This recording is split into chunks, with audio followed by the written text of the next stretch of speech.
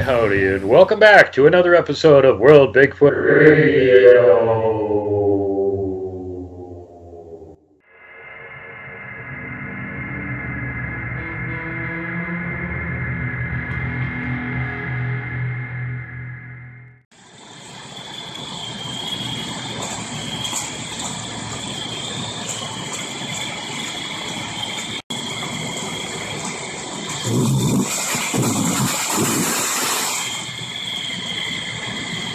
Hey, who's those?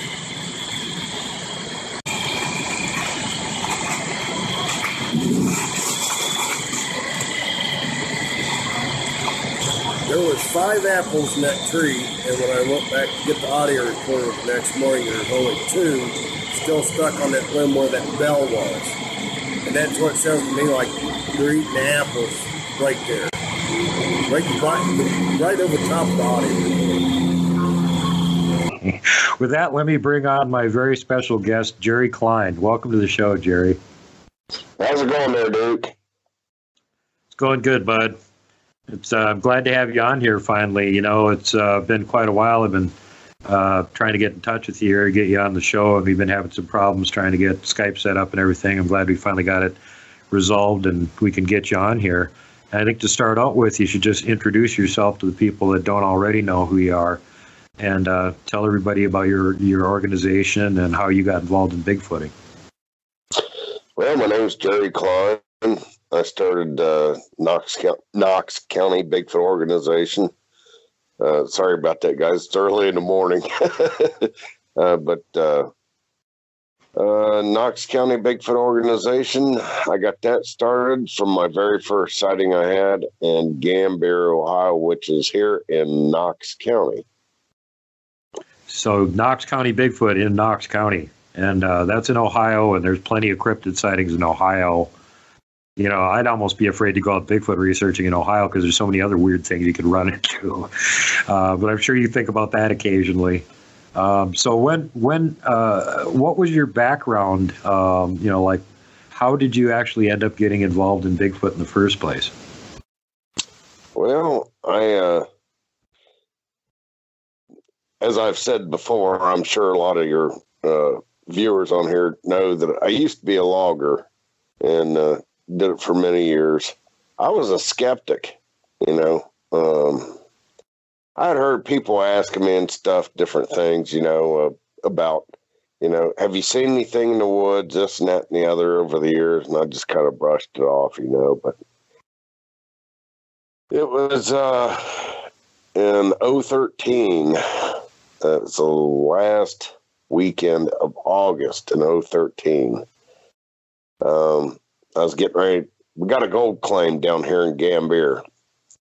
It was 1:30 in the morning, and I had a cargo trailer I stayed in. I put my gold equipment in there and everything, but I had another trailer somebody had given me, and I had pulled it down there with my pickup truck because I had trailer camped out down there. But make a long story short, I cleaned up the back of that trailer that was given to me. It was an old firewood trailer, and I just cleaned it up so I could sell it. It had a bunch of wood in the back of it, so I had a huge bonfire going. Then the next day I was packing up and heading to, I was sticking that trailer up by the road on a landowner's property, told me to go ahead and stick it out there for sale, the wood trailer. And then I had the fire going where I was burning all that wood out of the back of that trailer, and I was planning on next day going to another, they call it Gold Rush Days at our other gold claim in Butler, just north of where we're at there, about half an hour away. I was up 1:30 in the morning, and I'm sitting there, and I wanted to make sure no logs rolled off close to my cargo trailer and burn it to the ground. So Yeah, no kidding. I said, yeah. So I just sat there and, you know, kept the fire going, poking around on it, make sure it wouldn't go, you know, get out of hand. And I heard splashing coming down. At first I heard a tree break, like something grabbed a hold of a big limb or something and busted it over. And then I heard steps into the water, and I had, you know, one of them big spotlights. It's got the big, they're LED now, but had the 6-volt battery inside of it, kind of old fashioned style, but with the LED lens in it. And they're pretty bright. But it's kind of like square with a handle on top of it. So exactly, yeah. Yeah, they are very bright. That was before the latest wave of modern tech light. But for the day, those were very bright. So go on. So I'm sitting there, and I said, well, it's got to be a big buck, you know, because it's last week in August. I figured be bucks and velvet, you know, and I'm a deer hunter, avid deer hunter, outdoorsman. And so I shine my light down there in the middle of the river, and there is this massive Bigfoot standing right in the middle of the river. His arms are down to his knees almost. Well, I'd say the tips of his fingers is almost down to his knees. He's standing there with his right leg forward and his back, his left leg was back. And I stopped him in mid stride. And I don't know what he was thinking of me being there, knowing I was there to come out and show himself. But prior to this, I had events happening to me down there at camp, and I was feeding them. So that was not a good idea at the time, but I didn't know nothing about that. I just knew I had weird things going on down there. So I was like, you know, I wanted to try it out anyhow. So anyhow, he comes out there in the river, and he's got his arms just draped down. He ain't making no gestures with his hands or anything. He's just standing there. And it seems like we're in a 5-minute stare, which was only for about 4 or 5 seconds before he went, wah, like that to me. And he curled his upper lip, and I could see his teeth, and he had blocked teeth just like ours. I didn't see no canines or anything. Right. That's when I jumped up out of my chair, took off running, run around my cargo trailer, and I had a side door in that cargo trailer, which I had, you know, a set of the double doors in the back, but you got to latch them down just like a semi-trailer does. And when I run into that cargo trailer, the door is kind of short. And when I stepped up in there, I hit the corner of that door because it's got a outer frame around that door. And that corner caught my head.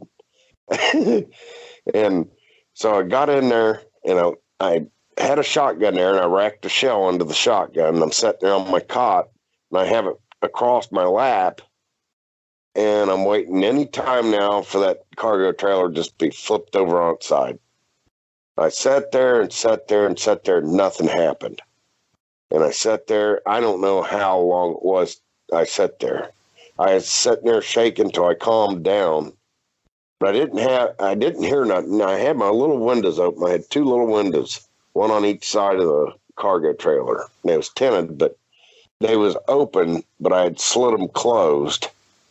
And as I'm sitting there, I didn't hear nothing. So I finally fell back asleep. I just laid down there. And then when I woke up next morning, I felt my hair was all sticky and everything, and my pillow, and I looked around and there was blood all over my pillow and in my hair. Where you bashed yourself and you were so freaked out you didn't even realize it. Right, exactly. And I had blood all over the place. It looked like somebody had stuck a pig, you know. Oh, God. And so, and I'm laying on top of the shotgun. It's a Winchester 12 gauge with a scope on it. I'm laying there on it, and I'm like, what the What the hell happened last night? I'm sleeping on a loaded shotgun, and there's blood all over my head.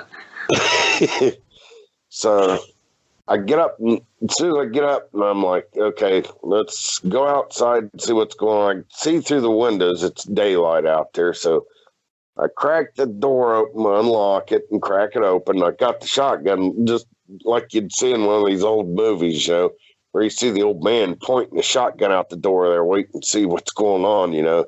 I shove the door open at the end of the shotgun, and I look around.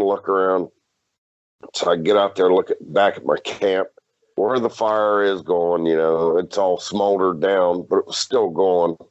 And I had a table there with the fold-out legs on it, one of them plastic top tables. And I had 3 empty water jugs, 1-gallon jugs. And they was all pointed indirectly towards each other, and one of them had the lid screwed off of it. And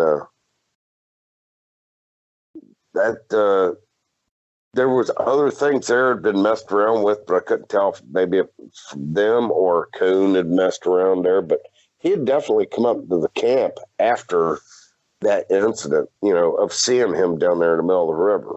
So, and he was that quiet. He nonchalantly snuck up there while he knew I was in that trailer. So they knew. Well, you know, he knew where you were, but I mean, that's still really brazen after you put a light on him and saw him, for him to still come up there afterwards. Right. So I got 2 questions about it. Like, first of all, you said you had been feeding. What did you think you were feeding? Were you just leaving scraps out for the animals and weren't too sure what was eating them, or what? No, I noticed things like in my, you know, I got up one morning and the door of my pickup truck was open. And things had been gone through it. And I was like, who in the hell's going through my pickup truck? There's nothing in here. But the glove box wasn't open or anything. But there was, like, you know, empty pop cans, stuff like that laying on the floorboard, water bottles. And they'd been strode out onto the ground. It was like, now who in the hell opens up my pickup truck door like that, you know? So I went down to Walmart at the time, and they had the digital recorders, but I didn't know nothing about, you know, I mean, I never knew how to fool around with stuff like that. And I looked over, and by chance, they've got cassette recorders with a microphone that you can plug into. Yeah. Yeah, exactly. And they had cassette tapes. Well, believe it or not, now Walmart is selling record players. They're Victrolas, and they're selling albums of the late rock and roll bands like AC/DC, Led Zeppelin, but not to get off track here. So I got the cassette player. I set it in the pickup truck, and it had that microphone.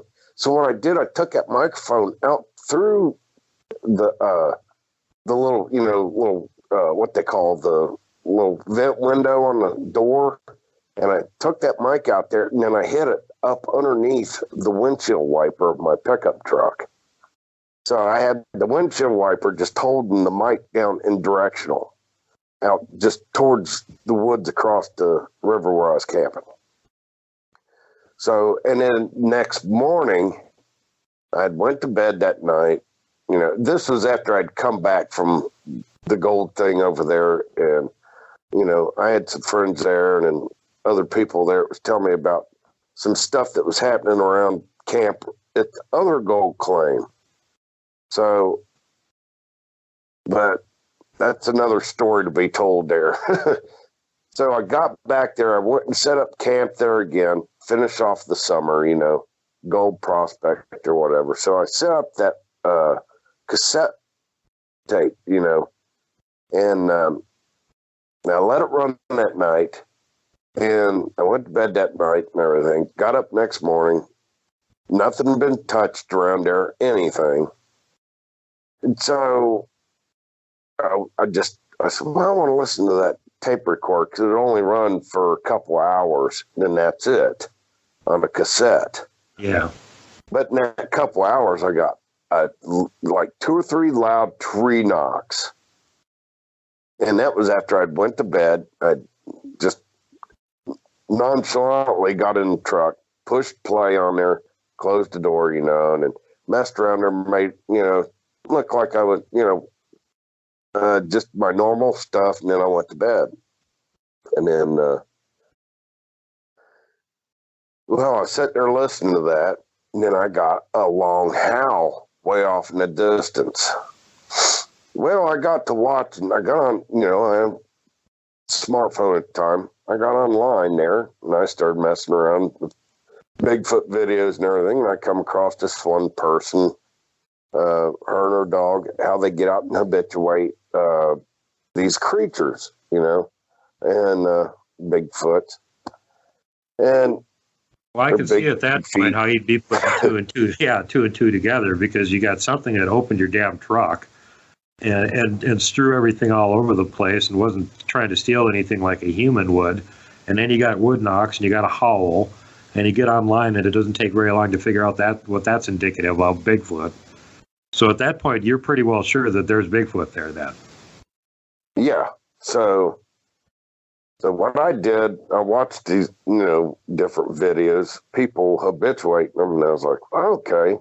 I run up to the store and I got some Twizzlers, some Reese cups, the bags of them, like what come in for Halloween. And I set the bag of Twizzlers out there, just opened the end of it. But I set them up in the crotch of a tree that was about my head high. Not to say that a coon still couldn't get up there and get stuff, Yeah. But I would take the Reese cups and lay them up there in different areas of the tree.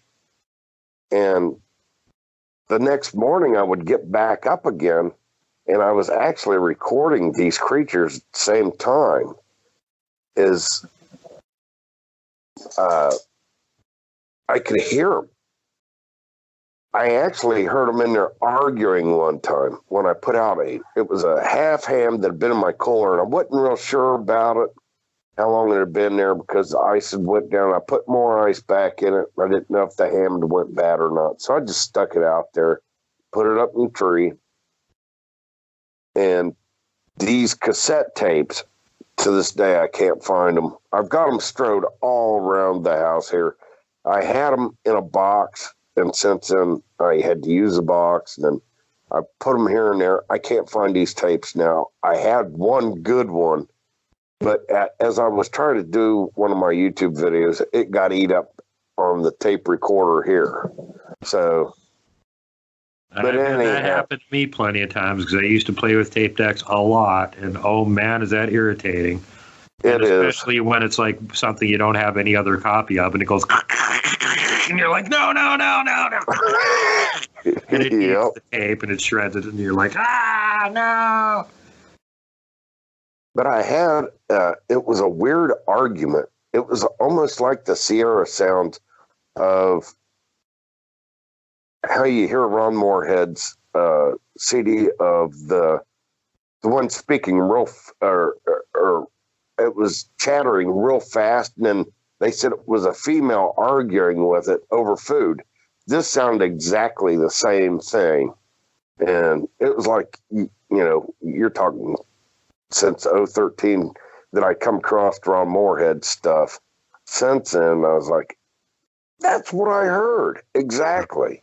Yeah. But I would find the Reese Cup wrappers would be completely, they wouldn't be ripped or torn open like with your teeth. They had been pulled open with their fingers, and they had been taken out of the cup, and there's the wrapper and the cup laying on the ground, just like how me, you, or anybody else would do it. Right. And the Twizzlers, I would go there and count the Twizzlers that was still in the package, and there'd be 1 or 2 taken out of there about every other day. Because when I was camping down there, I was spending a lot of time down there. So, so I said, this just blowing my mind at the time. Well, before you go on here, when you got the audio recording of them actually doing the samurai chatter to each other, you hadn't heard Ron's recording before that, right? No. So what did you think when you heard that? Were you still thinking it was Bigfoot, or were you starting to go, well, is there like a hillbilly tribe here that likes to raid campsites, or what the hell's going on?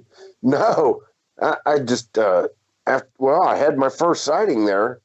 It was... Well, but this was before you had your sighting, though, right? Yeah, this was before I had my sighting. Yeah, so at that point, you hadn't seen one. You were, like, thinking it was probably a Bigfoot, but you still weren't sure. But you didn't know that they could talk to each other and stuff. And then you hear this damn thing. I mean, were you still 100% on the it's a Bigfoot thing, or did you have any doubts at that point? Actually, that's when I started believing in him. That's when I was like, okay, this is, I said, this is blowing my mind, because I sit there around my camper in the morning, I'd have my breakfast and I would sit and listen to my cassette recordings. I was listening to that samurai chatter, and then, actually, after I had my sighting, I took the recordings to the Salisbury meeting when Doug Waller and them come down and did the investigation where my sighting happened at down there. But I took the recording in. That night of the samurai chatter was where you can hear one of them walk right up there in front of the pickup truck and take a whiz. You could hear it going, and it was loud. It sounded like a horse standing there. I'm not kidding you. And then it goes up to my pickup truck, and I had one of those antennas on top. I had a CB in my truck. On top of the truck, I had one of those magnet antennas on top of it. You cannot reach it. If you're 6'4", maybe you could reach over and touch the bottom base of it. But in order to place it up there, you got to open a door, step up on the cab, on the rocker panel, and then reach over there and kind of slide it over to the middle. And that's where I had it, on the top of the cab, right in the middle. And you could hear it clearly, this creature take a whiz in front of the truck after the samurai chatter. It's maybe about an hour after samurai chatter. Walks over to the pickup truck and then just flicks that antenna. And you hear it go, dong, like So I'm sitting there eating my breakfast at camp. I heard that, so I stopped what I was doing. And I shut the cassette player off and I run over to the pickup truck. And then I seen this huge handprint right on the passenger side window where to put one hand on the window, then it flicked that antenna. I was like, holy crap. So I was convinced then. I was convinced. Yeah, I could see. Yeah, that would be about enough to convince me too. No kidding. Wow. Did you get a picture of the handprint? Yeah, but that's long since been gone. I didn't have a group or anything back then, and I didn't store it. I've been through so many phones since then because, as a mechanic, they get broken a lot. Well, yes, before we go any further, let's go back to. So now we're coming up on about the point where you're watching some videos. You noticed other people are habituating them. You've been feeding them.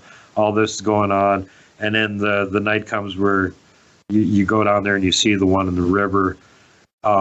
Let's go back to that for a minute. What did his face look like? The way I described it, I call it the Amish effect look. As you've seen in some of my videos, you'll see me driving down the road and pass Amish. So he did not have a mustache like the Patty one did, which was kind of odd to me that a woman Bigfoot had a mustache, but well, we've seen plenty of women with mustaches too.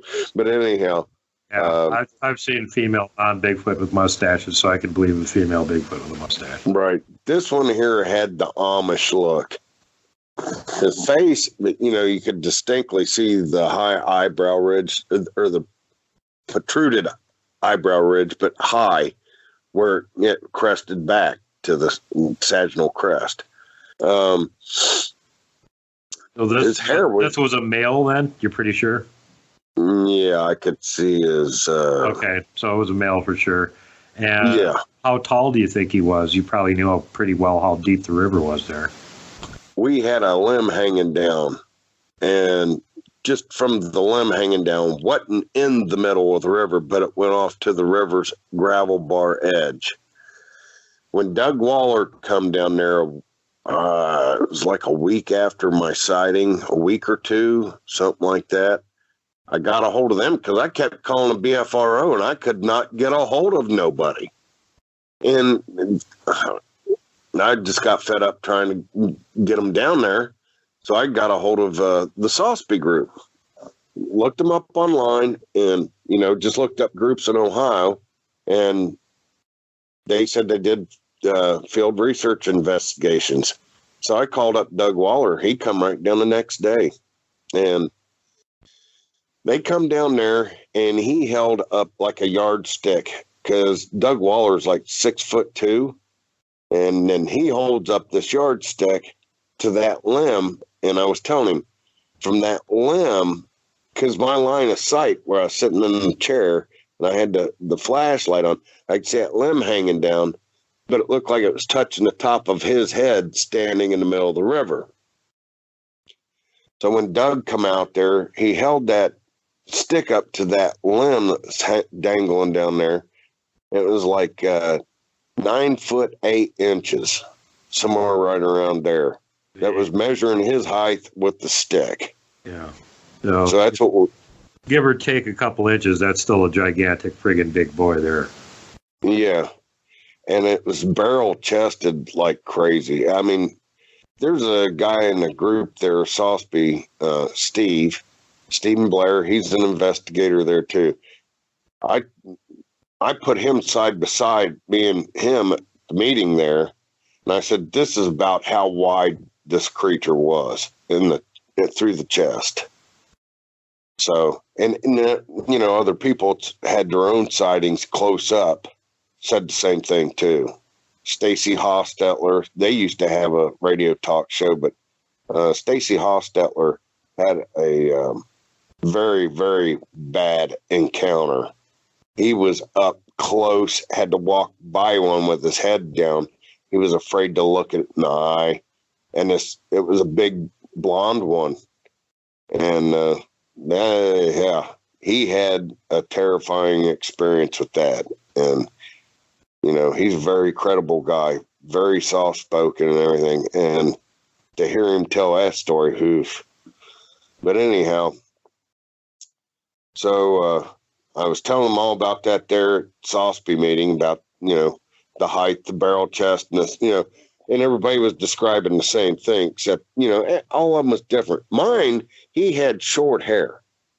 Now, I figured being it was in August, that, it's still hot out. I think they've shed their hair in the summertime and then grow it back thicker for the wintertime. That's it's just certainly possible. That's one of those things about them that we just don't know. And you do see those variations, it's kind of weird because sometimes they'll see ones like down in Florida or something that have got like 7-8 inch shaggy hair on them. Yeah. You're thinking, what the hell do you need all that hair for? We're in a friggin' tropical jungle. When does it get cold exactly? Well, yeah, there's other reasons they could be having that, but there seems to be, that's one of the things that seems to range all over the place depending on where and when people are seeing them, is exactly how long the hair they're describing is. Yeah. And his hair was actually a little thin in the chest, around his knees, because I could see through to the skin on his knees and see the circles on his knees. And I could see the nipples on his chest through his skin. I'm not saying his hair was translucent. It was just his hair was Just wasn't not very thick on the chest. Yes, exactly. Yeah, and I hear that a lot, especially with the people that see the bigger males and stuff, that they've got less hair in their chest and it's more obvious. And it could be a display thing or something too. But before we go on, getting back to the face again. So he had the big brow ridge, the receding forehead. Did he have the sagittal crest? Yeah. And what about his face now? Could you see what color his eyes were? Yeah, they was dark brown. Dark brown. Did you get any eye shine or glow or anything? Well, they would, dark brown, but from where I was at, they had his eyes I was getting red eye shine. Okay, interesting. But when I first hit him, his eyes was like focused straight ahead of him and not on me. Right. So when I hit him with the light, his eyes was not illuminating until I could see his eyes turn towards me. Then they was red. Interesting. So now the other question is his how much of his face was covered with hair, and what did his nose look like? His nose was hooded like ours. Okay. Except it was spread out. So kind of flatter, like sometimes you get a description like an Aborigine in Australia or like a boxer that's been popped. Exactly. Okay. Exactly. Yeah.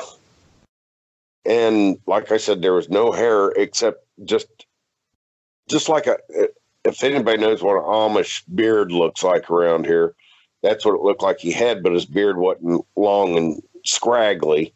Mm-hmm. It was just, I don't know, like, he had shedded some hair down thinner to him, but about, I don't know, kind of like a German Shepherd's hair on his face, So he had the hair sort of framing his face, so then he didn't actually have hair on his face. Not completely. He just had a beard. Right. That was it. Okay. Interesting. Yeah, and I've heard that description a bunch of times too. There's another thing that seems to vary a lot depending on where you're at and what you're looking at. And other details don't vary at all, like the ones with the eyes and everything you just gave. Yep, you hear that over and over again. Most of the time when people get a chance to see them in the daylight and they're close enough to see their eyes, they describe them as being kind of amber, orange, or dark brownish color. And then if it's at night and you hit them with a light or something, you could get, eye shine any color practically. But red seems to be when they're crabby. Like you just caught them in the middle of the river with a spotlight. Yeah, and then he goes, wah, at me and then curls his upper lip. Wah. Yeah. Yep, exactly. And that's what he did, but it was louder now. Oh, yeah. Yeah, a lot bigger chest. So now, how long was it between when you saw this guy in the river and you started actually getting pretty serious about being involved with organizations and stuff like that until you actually had the incident with a trailer? That was in 2014, so you're talking about a year. Yeah, in July that happened. Don't remember the exact date. It's on that CD I've got. The first CD I had got taken out of my house. Somebody broke in here. We should actually play that for everybody. Okay, so then, so it was only about a year from the time that you had the original sighting, until you had this encounter. And, you've already mentioned that, and I'll let you talk about it more afterwards, about how, like, maybe habituating him isn't the greatest idea. But for the benefit of the folks that haven't already heard this, Sephisaurus, who's over on the UK, does really great breakdowns and this sort of stuff, and she's actually taken the time and effort to go through and make a nice little short presentation on this whole 9/11 call. So rather than having us go on endlessly about it, you can actually watch her presentation on it, and then we'll get back with Jerry here in a minute. So let's go check that. I've listened to this 2 or 3 times, and I don't like listening to it. It scares the shit out of me. And I got there, and I backed up, pulled my trailer up, got it set up. This enclosed trailer I got kind of made it like a little camper inside. So it's kind of nice, and right. I kind of made it into a little camper. There was a pull-behind cargo trailer. If anybody's ever seen one, you'll see people pulling them down the road. They're enclosed. They're black or gray or white. And they're full of utilities inside of them. Tools. So mine was set up, I put a window on one side and window on the other side.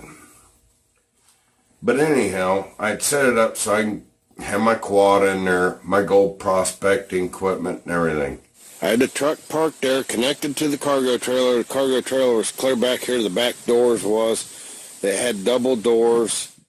So I went to bed about 9 o'clock, and at 10 o'clock at night on the dot, because I had my phone on, it was illuminating like I'm talking to you right now. I was talking to 911 dispatcher as this thing's rocking like hell.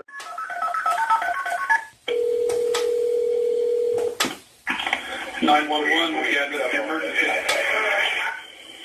Yeah, that's Ralph Varman, but I'm at main Europe and believe I can't understand you, sir. Where you at? my guy Kentucky's trying to put my damn trailer over, and it's huge. Yeah, it's quite a bit to waiting them. Okay, where are you at? Yeah. Sir, I need your...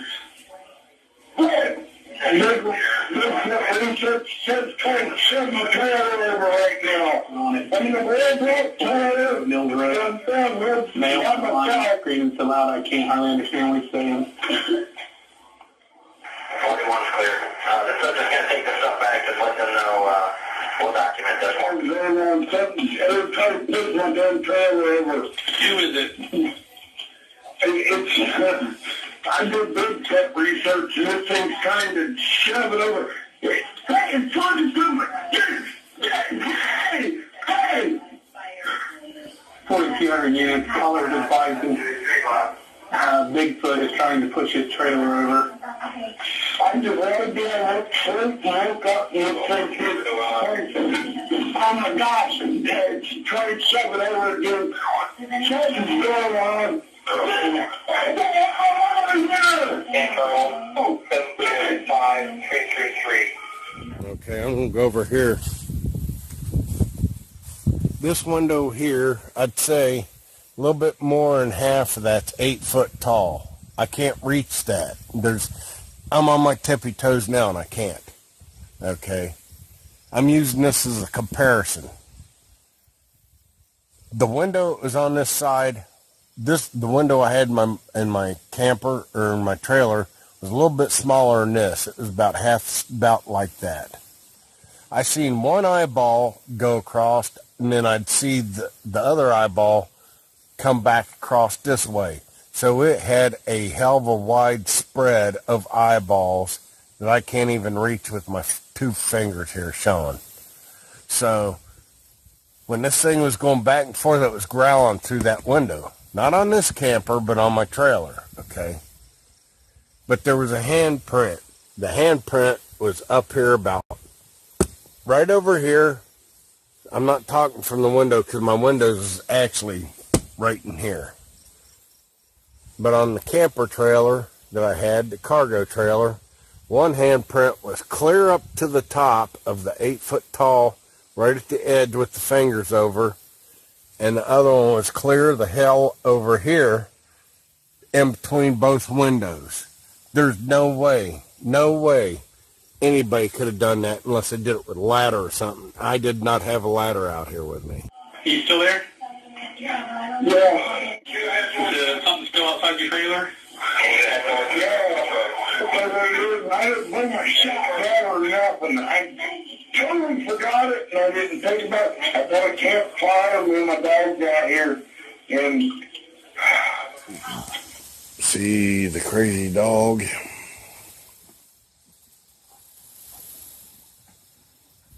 This is what he did the night that my camper trailer got attacked. And I'm going to go through this and explain it to everybody. He was doing the same thing. And then at the end of the night, there was all this fresh dirt right here. Oh my God, it's shaking my trailer again. What?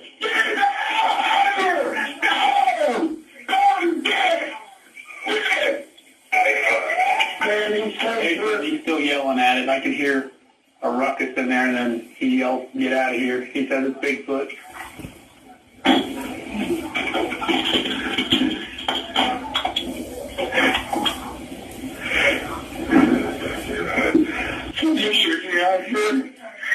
Yeah, I got an officer. I got officers on the way out there.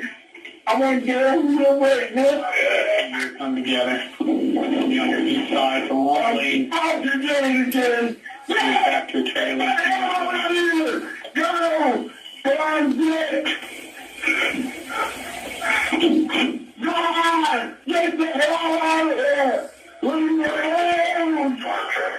The banging is me trying to get them to quit rocking the trailer. That is why there is banging on there. It's not from the outside. They had their hands up there spread eagle. They're shaking it, and with the palm prints, it was at the top. You sure it couldn't be people out there messing with you? No, it's not. I see two big red eyes in the back of my window on the left side. Oh my God, they're shaking around again. Come on, get it out. Let me get out here. Put a dog under my car. And I ain't got a shotgun or nothing out here. Get the fuck out of here. Come on. There was two of them there, but there was only handprints on the one side, which was from the big one that left a 17-inch track. Now, are you armed at all, sir? No, I'm not. I'm got nothing. Fucking get out of here. He has no weapons. Okay, Jerry, I got officers on the way, buddy. You say you saw somebody looking in your window? It's two big red eyes. Two big red eyes? Yeah, just like the one he left August. Okay. And you said you were asleep before this and they woke you up? Yeah, stay away, please. There was two of them. There was two, and they were so wide. One deputy was trying to take his hands and make them as spread out as he could, and you couldn't even touch the top of this cargo trailer. My cargo trailer was 8 foot something. Okay. Please stay alive with me. Yeah, I will. I'm sitting here on the floor of the trailer now. I'm standing there.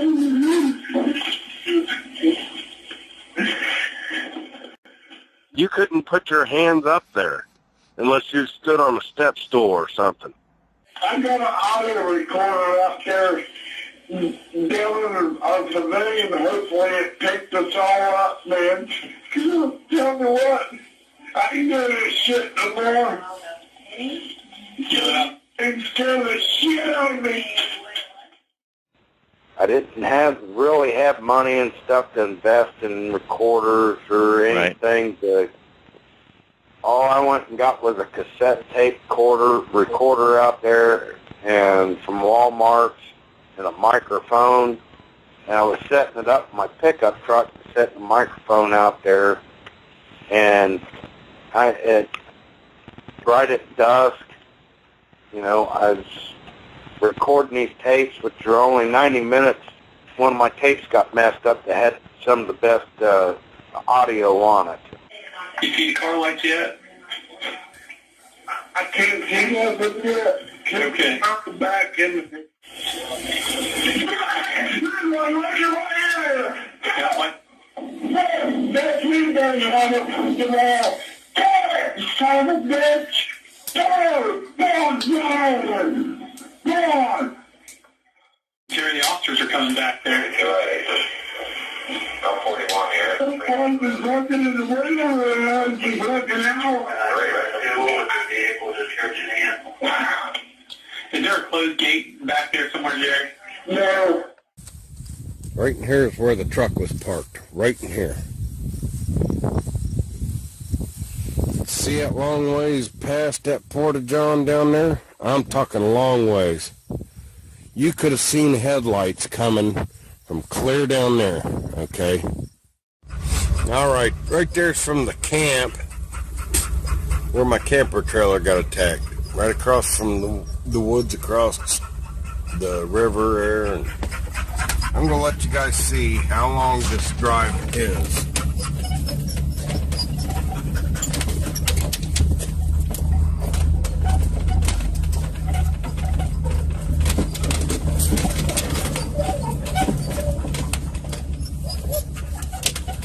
I got back in there. I left the trailer connected to the truck. All I did was just put jack stands behind it, and then I just took the front. You know, you got the tongue jack in the front.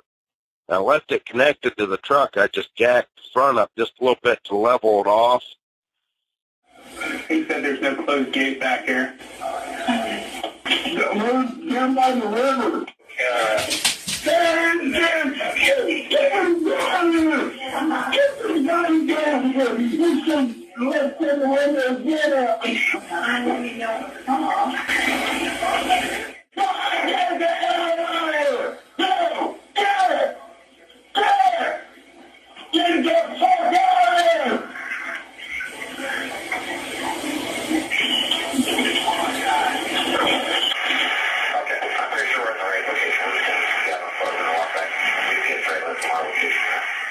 They was starting to come down the bike path, which is a mile back in there. And I'm telling them, don't come down on the bike path. They can drive in the lower drive. I told them that like 4 times. The drive down by the river. You know, dispatch said, well, we got a couple up on the bike path walking back to you. And I said, why? They can drive back here. I drove my Z28 out there the day before, you know. Okay, it should be all the way back into the driveway.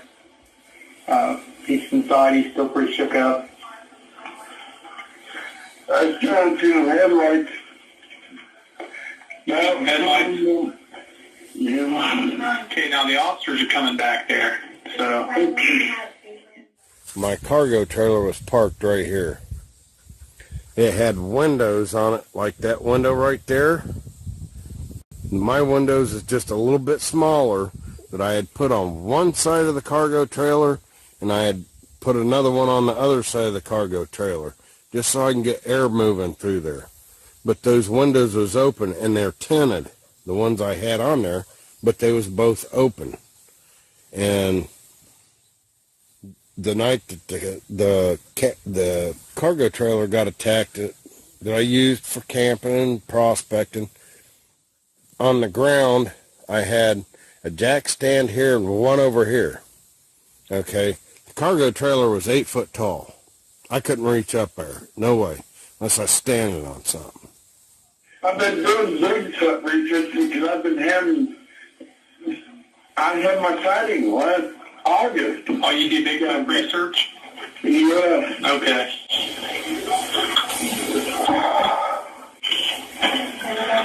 That's what I wanted to get. Fuck you! No! They keep looking in here. Hey, now there's officers coming back there. It might be them. No, there's everybody doing nothing. It's darker than 0444.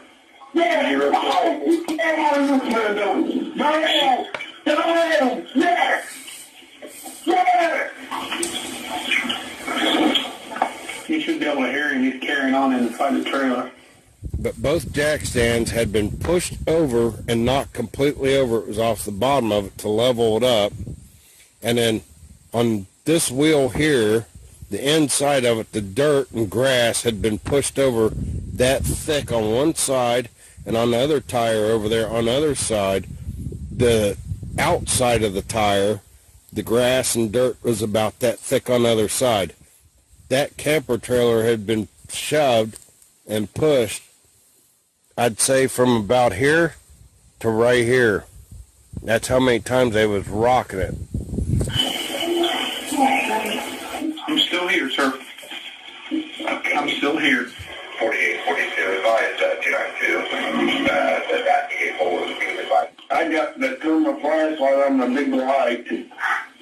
Every now and then I'll see one and see their eyes illuminating through the window. Okay. Okay. Huh. have been drinking, but I'm telling you, I'm not seeing shit. This shit happens. Yeah. I just want to get us the hell out of here.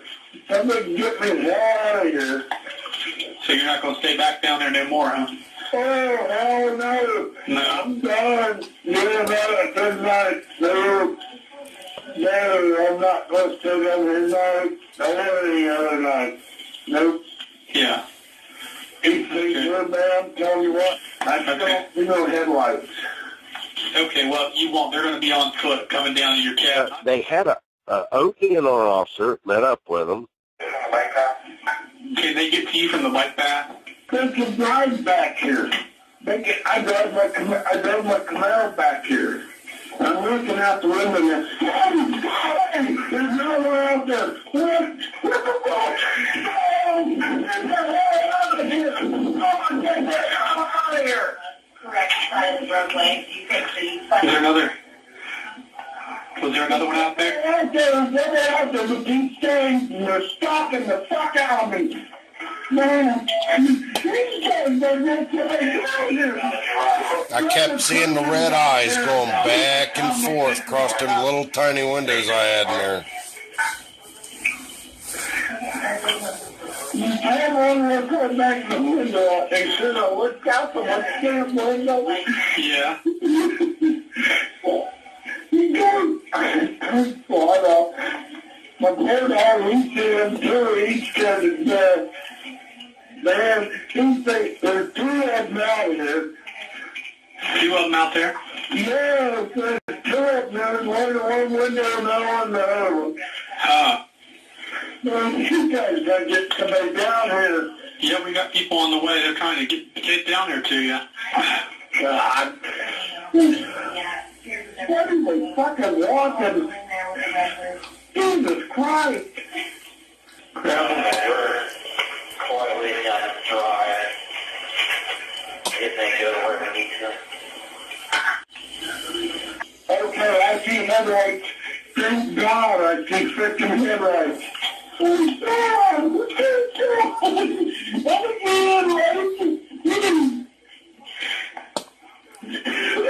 my God! You see headlights now? Man, there's still cameras down here, thank God. So where you could see their headlights coming down that lane, these creatures could see those headlights at least a half mile away. They dead stopped right then and there. Okay, you should have officers out there now. They won't be big. I got him. Okay, I'll let you go. All right. You're welcome. 11 at 71 is Jerry Cline. I can here.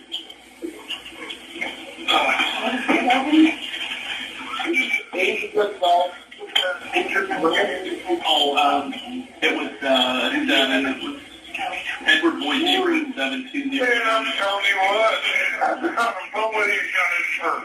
10 minutes. Hello? He stopped to rip over my trailer. Down there. And I got my audio recorder set up down there. He's trying to rip my damn trailer over.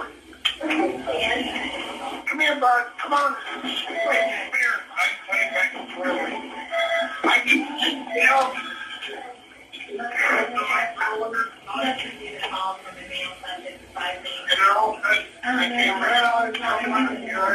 They couldn't explain it. They had a OPNR officer met up with them, and he broke down there with one of them, and then they all searched around. One run off across the bike path there. He come back, he was cut up where he'd run through the thorns and everything. He said, I can't explain it, guys. And then, so the officer was by the bike path, that went over the bike path. I don't know if he was in a cruiser or if he was one that come down the bike path. But apparently wanted to run up that way and up the landowner's pasture field there. When he got over there, he was out of breath. He's actually on a Facebook page of mine, but he's under an assumed name. Right. And he's really into the Bigfoot thing now too. So Well, when the deputy sheriffs got here, they seen that print like that there, and he was like, holy shit. They just started basically interrogating me. And I was in my socks, but I got out of, I took my shoes off. I was asleep in the bed. I ain't gonna sleep with my shoes on. And I started putting my shoes on, and one deputy sheriff went in behind the camper trailer. The footprint that I got from there was a 17-inch print, I think is from a teenage, you can't say juvenile, teenage, maybe 18, 19-year-old Bigfoot. They found that print that was right on the side of the trailer that was being shook from the big one. Anyhow, they had me take my socks off. They looked at my hands, make sure there wasn't no mud on my shoe, on my bare feet, and then I told them, I said, right before you guys got there, I said, these things are growling in the window at me. They drove away. All I asked them was, before they left, I said, did any of you guys get anything on dash cam? And the DNR officer said, I don't think your guys' dash cams were on, were they? Well, I know damn well they kick on soon as they start those vehicles up. So that's like pretty freaking scary. And I just had one of my friends telling me that they had a sound tech guy that they know actually go through that and listen to it. And you can hear the growling in the background of the damn thing on the other side of the wall from you, shaking the damn vehicle and growling at you. Yeah. And, I could hear it too. Well, yeah, I bet you could hear it. It's shaking the damn. But I mean, it's like quite obviously this is not a fun time. You're terrified. You're having a horrible time of it. Your dog's freaking the hell out. You're wondering where's the cops because they can't figure out where the hell they are and where they're going. And why is it taking them so long? Yeah. I mean, this doesn't sound like fun. This does not sound like a fun time to me. Yeah, especially on dispatch.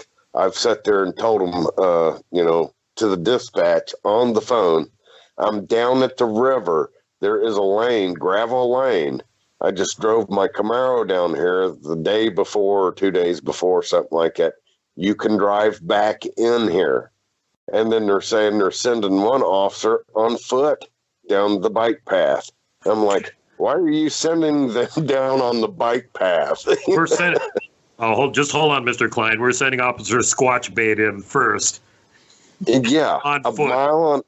a mile and a half down there back to camp, and they're sending an officer on a bike path. Okay, TikTok, and then you hear from the game show on there, hearing that song going off. No, I'm just thinking about like who drew the short straw and had to do the walk in the dark by themselves to go investigate the Bigfoot attack. Yeah. They should have sent the damn game warden that was sitting there telling lies the whole freaking time. Yeah, go investigate it. You go chase the Bigfoot away that don't exist there, Mr. Know-It-All Game Warden. Yeah. Yeah, he come down there with them, and I asked him, I said, did any of you guys have your cameras on, dash cams on? And they said, no, we had them turned off. Well, I know damn well from other friends of mine that are in law enforcement, as soon as they turn that car on, it starts recording. Mm-hmm. From the minute they turn that car on till the minute they turn that car off. Unless they got there and turned the car off, or they coasted in there with the cars turned off. I don't know. But the cars was running while I was standing out there talking to the officers. So I knew that. So, yeah, and then, the DNR officer rode down there with him. He left his vehicle up on top because he didn't know right where I was at neither. So he just jumped in the cruiser with one of the officers. But, yeah, it just didn't make no sense, And then. Well, and, you can see why it happened, though. But see, here's the thing that we should let everybody know, that you were, even though you're feeding these guys regularly, the night that this happened could have been a result of the fact that you didn't feed them And you were just down there sort of camping out and having a few beers and relaxing and weren't even thinking about it. And then they decided they were hungry.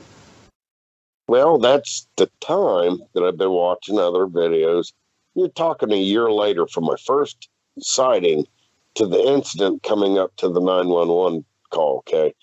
You're talking a year later. So in that meantime, over the winter time, a lot of time on my hands at night, I get off work, I get on the internet, and I'd listen to these other blog talk radio shows, not hear, a Bear that you had on your show. Bear was on there saying, you're crazy to feed these creatures, period.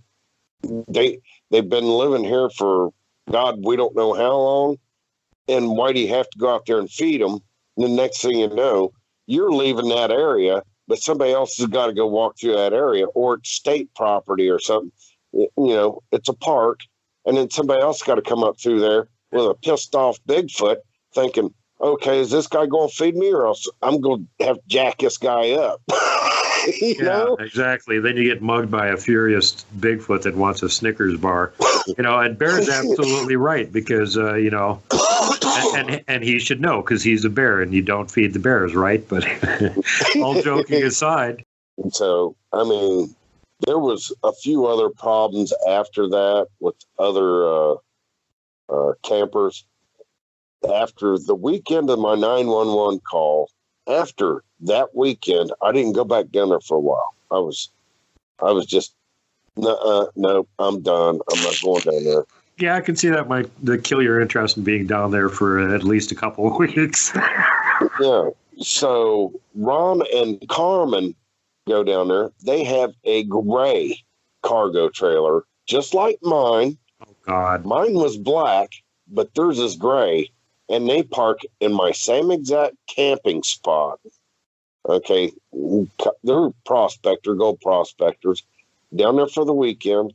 They get their camp set up and had their gold equipment out of the trailer, and he's got his trailer converted over to like a camper inside too, but to where he can haul his gold equipment too. And his was a little bit more way nicer than mine. He's got an actual picnic table that all folds up to the wall. They have cots that fold down off of the wall, and it's awesome when you see it all set up in there. But anyhow, they was in there. They had went to bed, was in there about 10:30, somewhere around there, about the same time. And all of a sudden, their trailer starts rocking violently. Ron's like, what in the hell? And then they heard the growling going on. So he's got a side door, same as mine. Ron kicks the door open, and he's got one of them tactical shotguns, pump. He just starts blasting right into the ground, pump 5 shots right into the ground. And then all of a sudden, the shaking stopped. He shut the door, and Carmen, she said, what the hell was that? And he said, I don't know, but he said, I think Jerry's been down here feeding them damn things again. Uh-oh, fallout from Jerry's feeding Bigfoot. So, there's a good example for you right there. Whoops, I shouldn't have been feeding these guys. Now they're screwing with other people too. Well, I had told these guys, I did not tell them what happened. I just told them what was going on. But Ron and Carmen called me up immediately after that, and then they ended up at the SOSP meeting, letting them know what happened to them with their account. You got 2 credible people here that's from the group. The same thing that happened to me happened to them, all because of my stupidity of feeding these creatures. Habituating them is what they call it, habituating. Yeah. And if you look up in the dictionary what habituation means, it means you want to see something quicker by habituating something. Yep. So say like a bear, a deer, birds, Bigfoot, there you go. So that's what that means.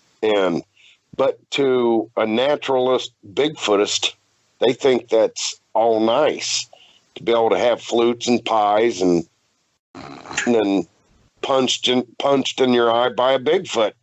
Yeah, all you're doing is setting somebody else up for, to get harmed. Yeah. Seriously. And I did it. Yeah. Well, hopefully nobody did get seriously harmed, and there won't be any further fallout from it. And they've decided to not pester humans for, free hams anymore or whatever. So that's pretty enticing when they can get the human to give them a ham. That's probably got their attention. Wow, a whole ham. Go shake his trailer, see if he's got another one. They do get. We have our annual hog roast down there. I put the last ones on for the past, I would say, 6 years up till 2 years ago. Then I put one on last year, the hog roast for our gold club down there. And I throw all the goodies off of that hog. I'm talking the bones, the head, everything. It goes right over the hill into the little, if you watch my videos, we got a little ditch line back there. I throw all that stuff right back in there for all the critters. And I'm sure, I wanted to get down there about a day or two after we had the hog roast, but we still had some people was prospecting down there camped out.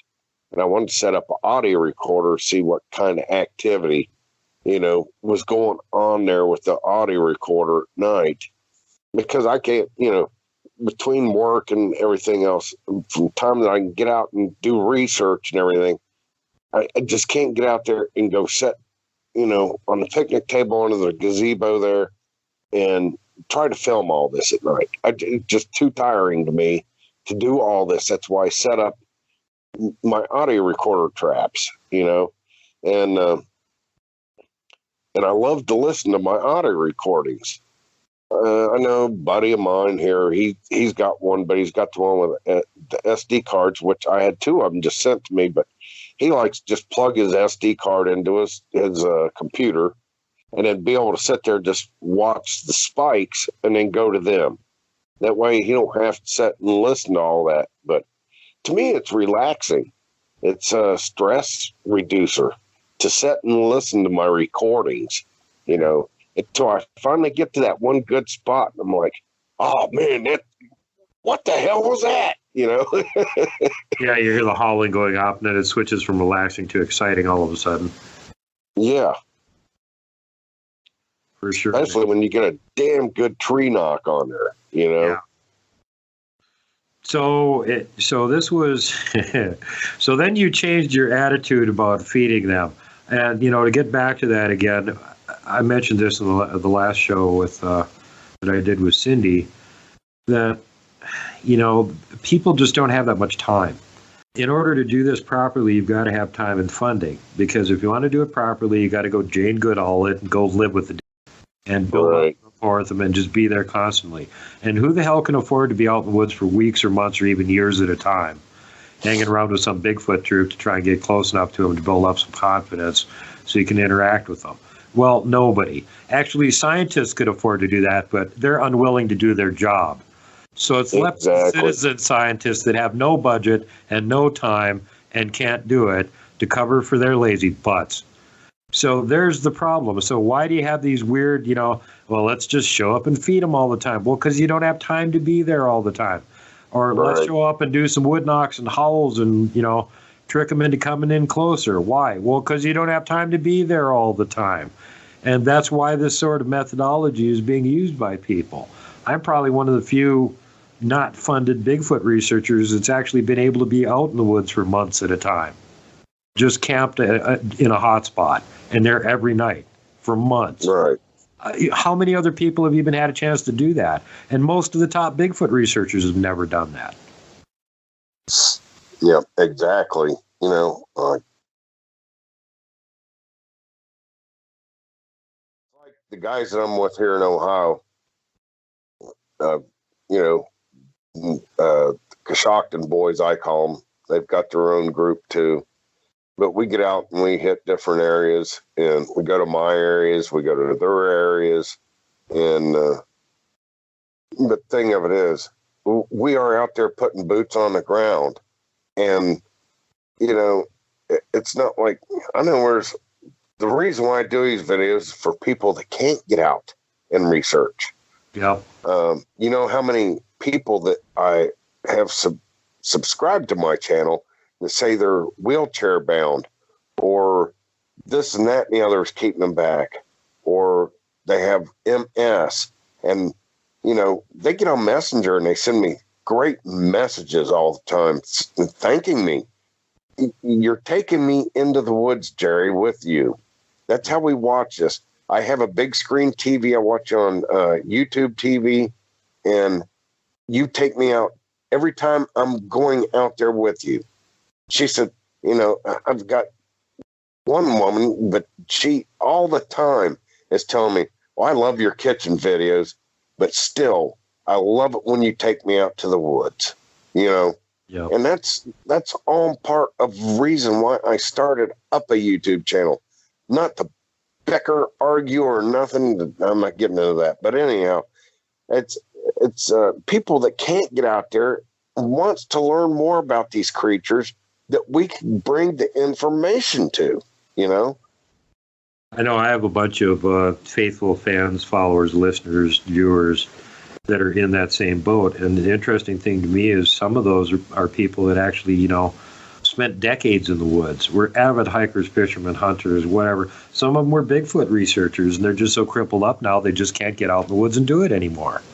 Right. And they're just so happy that somebody else is out there and that they're filming what's going on and they're showing them the evidence they're finding. And like I said, it takes them out there with you. They feel like they're out there again, and they're getting to see what's going on, and they're getting to experience it and stuff. So, I mean, that's like, you know, one of the main things that we can do to just help the viewer community in general is, you know, have that kind of stuff going on. That's why I love channels like, you know, let me do a plug for Kelly Shaw here, RMSO. I love his channel. When he gets out and does actual Bigfoot research in the field in one of their hotspots, they generally find something. And a lot of what he does is like reports. He'll just go to an area where there had been a report from however many years or days or months ago it was, and he'll try and get to the exact location, film the location, and then he'll read the encounter report. So it's like taking you right to where the encounter happened, so you can see it, and you can hear exactly what the witness said happened. And, you know, I think he's more than once, I think, but at least once he got the witness that actually had the eyewitness encounter and took him back to the spot and filmed them talking about it on the spot. And this guy was really nervous. You could tell even with like 3 or 4 other people there, he did not want to be there. That was awesome. But, you know, I mean, the guy's been out with Survivor, man, and, you know, he gets out there and puts boots on the ground just like you do. But I hear the same thing about his channel. One of the reasons people love it is because he's out in the Rocky Mountains. All the places he's investigating are just gorgeous. And so you know, it doesn't matter even if he actually finds Bigfoot evidence or not in a lot of these episodes that he does, because the scenery is so beautiful. The shots he gets of all the animals and the wildlife and everything are just great, you know. So it's just visually, you can turn the sound off and watch it, and it's still fun. You know, the fact that he's right where a Bigfoot sighting happened and telling the encounter is icing on the cake. And, you know, this is the same thing, only it's, you know, you're actually out there doing research. You're getting video, you're getting wood knocks, you're getting audio, you're finding tracks. You know, I love that kind of thing. You're not only taking people into the woods, but you're finding Bigfoot evidence too, you know. Right, like, exactly. Like I said, Kelly does that too. You know, he just spends a lot of his time doing the encounter eyewitness sightings and stuff and going back to those same areas trying to find more evidence of Bigfoot there, which is great. But it's like you've got your own areas where you know these things are around and you just go there and do your own research. Yeah. We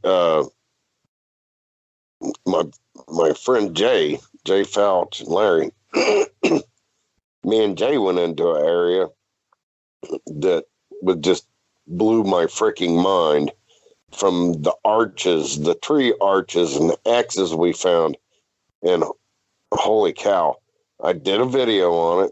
And then we found that tree that was stuck in the middle of the trail. It was an old gravel road's what it used to be. You could see the gravel on the road, and it was pretty thick. And there's a cherry tree had been carried there and shoved into the middle of the road. But there was no stumps around there that tree come from. Oh, I remember this video. That wasn't too long ago that you shot this one. And yeah, you guys were on it. Nothing had used that road in like 100 years, probably. Yeah, exactly. And Jay said when he was younger, they didn't have it blocked off down there where we started out at, but you had to have a 4x4 to get up in there. And they used to go up in there and go mushroom hunting, but they could only drive up so far because there was washouts all over the place. And they'd get to a washout, stop, and then get out and walk the rest of the way up in there and go mushroom hunting. But he hadn't been up there for a long time. And when we got up in there, it was like, holy cow. It was, our heads was on a... That was another one of those. That was one of those videos that I enjoyed watching because I was right there with you going, yep, there's an arch, there's an X structure. Hey, check that leaner out over there, Jerry. Yeah, it was constant. Exactly. And when we walked in there to it, then we got on a flattened out trail. No deer scat on it, no nothing. Just a flattened out trail. You could see the leaves, and it was perfect.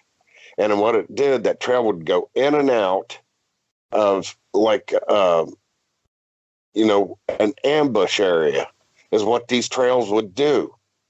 And they'd go to an ambush area where there was a bunch of brush piled up to one side of a tree there with the leaners and everything coming down off of it, almost teepee style. But it was ambush points, and you could see that. But I was thinking, but why is it so flattened down here? And I thought, maybe that's their trail. And then as we jumped, we kind of went over the hill there a little bit below that. There was the deer trail. Uh-huh. Deer prints, deer scat all over the place. And I said, there we go. That's what that was. Yeah, you found their little access trail, favorite hunting spots. Yeah, I've seen that over here in Patty Canyon, too, over in the Pine Labyrinth. I was near one of their spots where they like to deer hunt. And there was a whole bunch of game trails and went through there. And then there were some suspicious ones that were just like you were saying. There was no other sign of any other animals on them. There was no scat, just big mashed down spots, and they led to all these little ambush spots. There was a couple of really good ones in there in that pine thicket. And you got to think, too, where we found all these structures at, right in the middle of all these thorns, okay? Not only that, too, in peak season, those thorns, that's blackberry and raspberry bushes, you know? And, so they can sit there and munch. They got like munchies to eat while they're waiting for deer to come by. Exactly. Peak season in the summertime and ambush spots there. It was a perfect scenario with no houses around or farms around there for a mile or two, So, we try to get back in the remotest areas we can. And I'm talking not remotely, 10, 12 miles off the beaten path. We try to get back up in there just far enough we could get off the path for a while and then find these structures and everything. Yeah. We're getting older too, and these hikes are, we're trying to keep them to a minimum because, we all got health problems. One of our guys, he's diabetic, so we got to keep an eye on him, make sure his sugar don't drop. And if it does, we got to kind of hurry up and get him back. We carry food and candies with us for him. But so that's the cover story now. The Snicker bars aren't for Bigfoot anymore. Now they're for the diabetic guy. Okay. Okay, got it. You still got the Jack Link's beef jerky there, just in case? Yeah, that we got to throw as we're running away. You throw it over your shoulder as you're fleeing the opposite direction. That's what Jack Link's beef jerky is for, apparently. Yeah.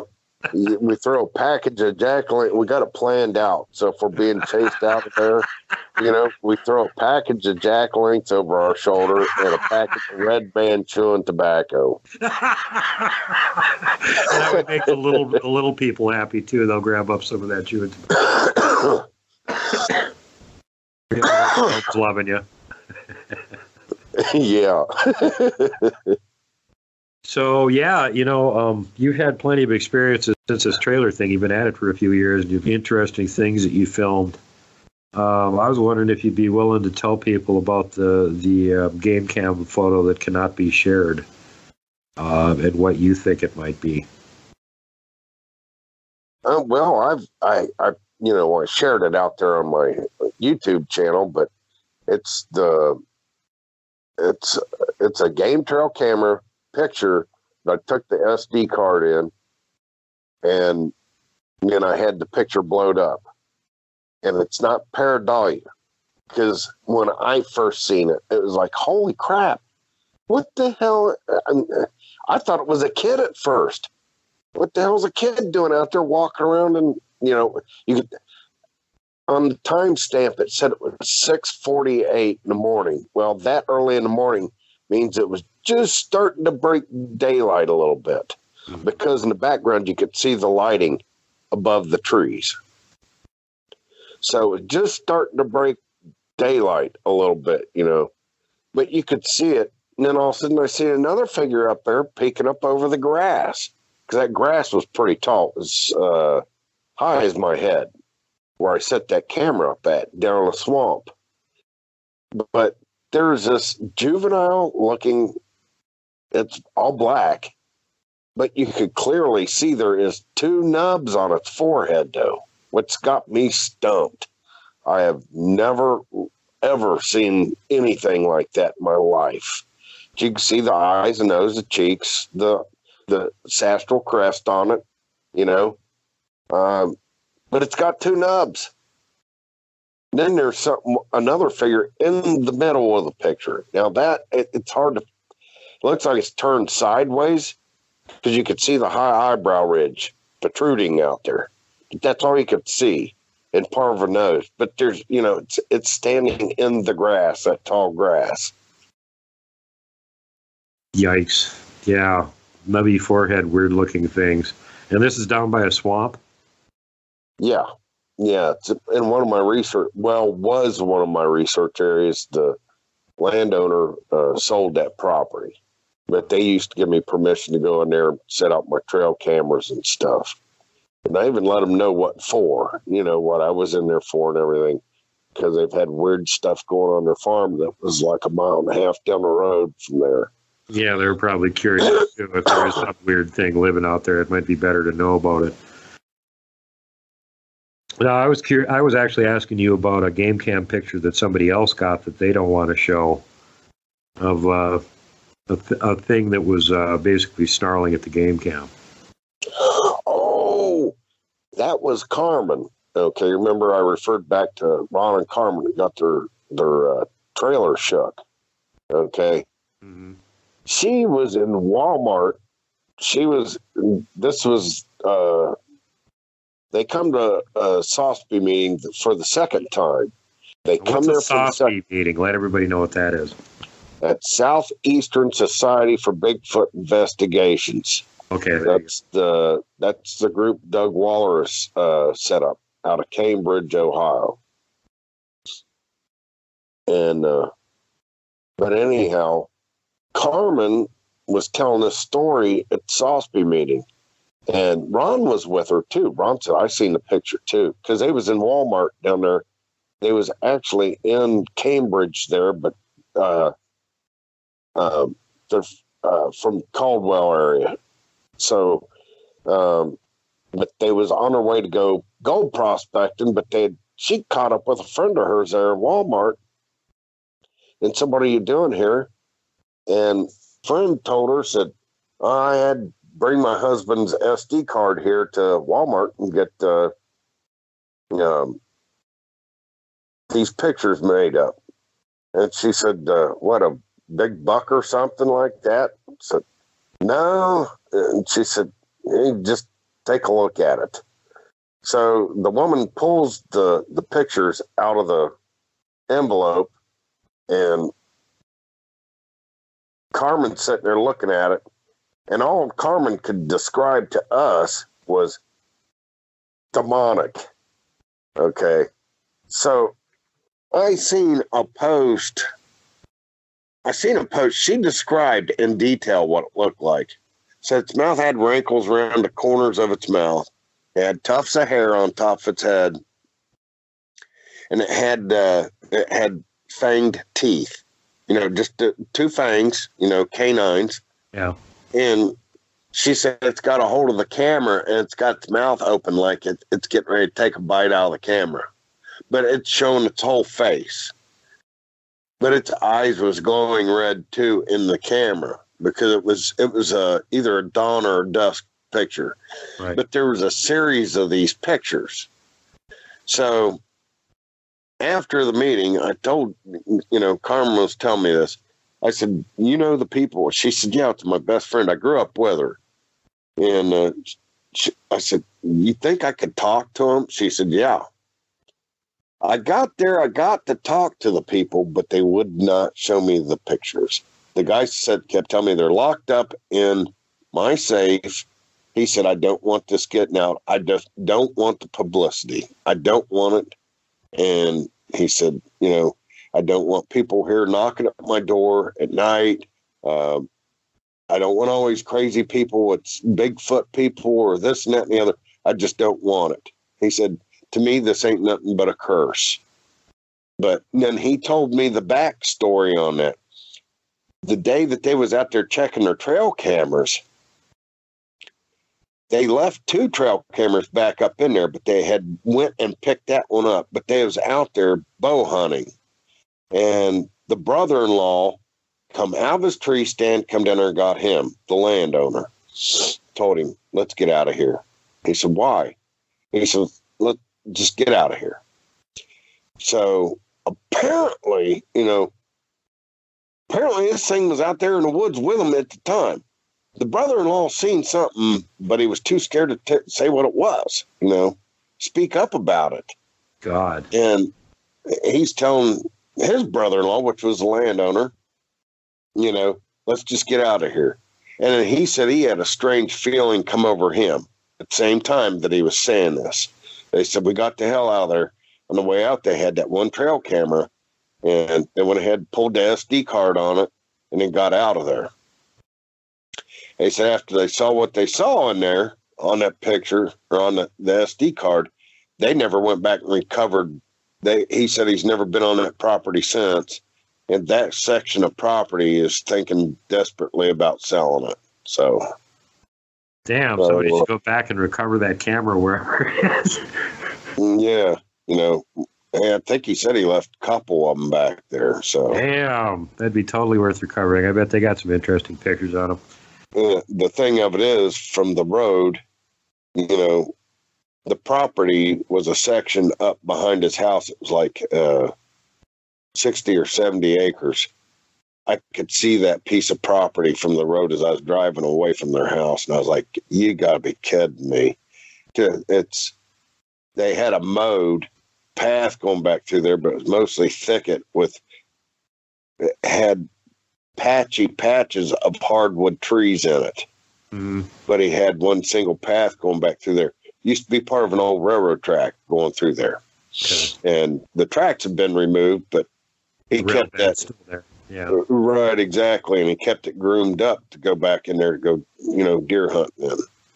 But I was looking at that going, gosh, I didn't get to see the pictures, but I'll tell you what, after what I heard, you couldn't have paid me to go on that man's property doing an investigation. No, I wish we had a little bit more description or detail on it. I mean, it's hard to take even a guess at what it could be with this scant detail that we got on it, I mean, like, I'm not saying it's a gugly, but it's a gugly. Exactly. Finally, after what I'm starting to learn about these creatures and the stuff I've been listening to you, it's a gugly. But it seems like a lot closer to the description of that, unless it's a dogman. You would think, though, if it was something that looked dogman-like, like canine, they probably would have said dogman or something. Right. And that's like weekend before last, we was down there at the Sosby meeting, and Fred Slugo is looking, which he's the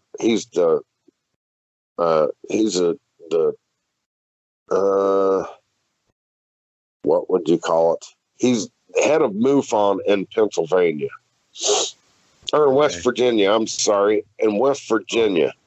That's less spooky. Pennsylvania, blah, blah. That's where Dracula lives, right? No, that's a spooky state.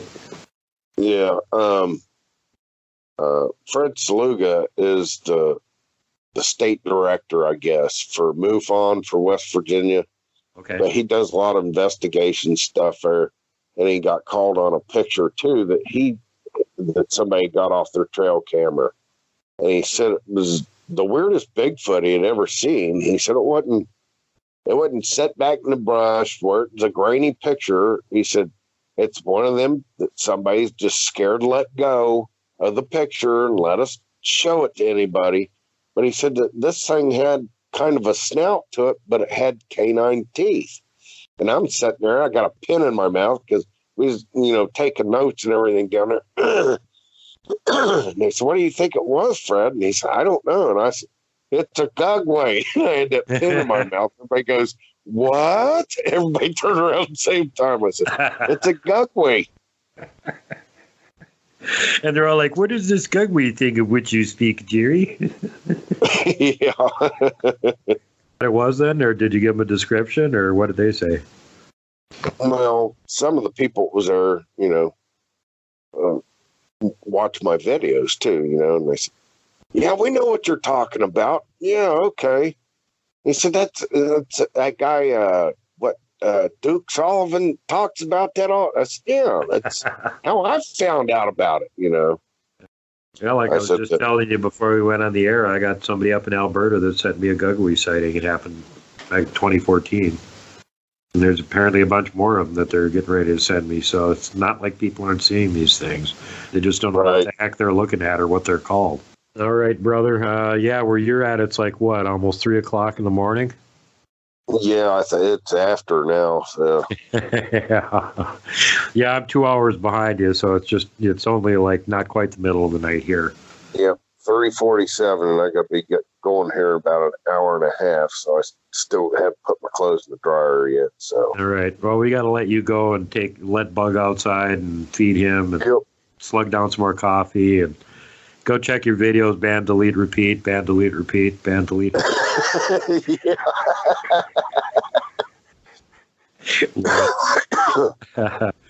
Well, like thanks. I said, it's a new hobby of mine.